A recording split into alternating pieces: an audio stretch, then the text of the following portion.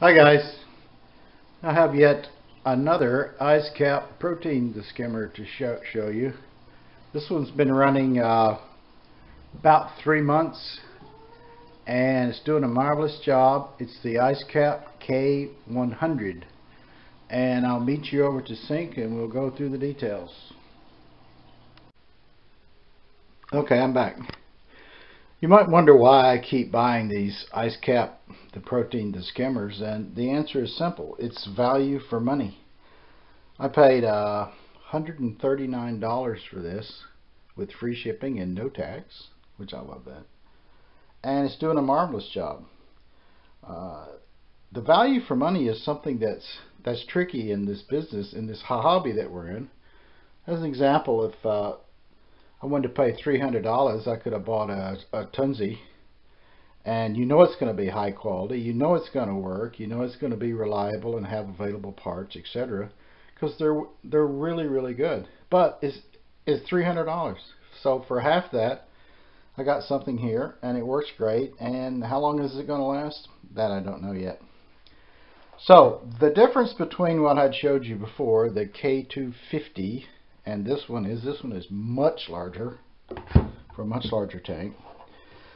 It has an AC pump instead of a DC pump, but it's really not very loud. I don't have any problem with it at all.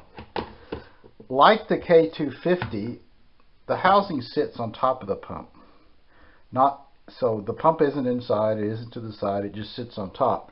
But what they did on this one, which I like better, is they got a substantially the thicker and stronger grommet there to fit over this pump, because on the K250 I had broken it, and like after the first cleaning. The other the difference between this and the K250 is how you let the water in and out. In the K250 you had a sliding gate valve on the side that worked in the vertical direction. In this case you have a gate valve on the bottom that works in the horizontal position, and it works great. It's very easy to set. There's no lag in it. It moves back and forth very smoothly. The problem is when you're as clumsy as I am and you're reaching around inside and you touch it, it will change the height of your water column.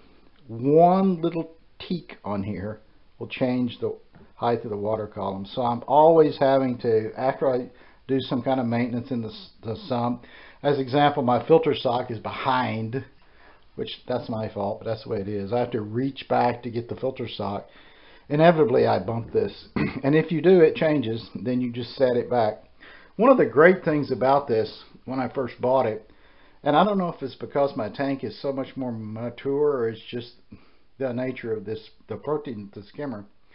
When I set it up, I brought the bubbles up to about right here, put the cup on, and there was no overflow. And within about 12 hours, I was making the skim mate.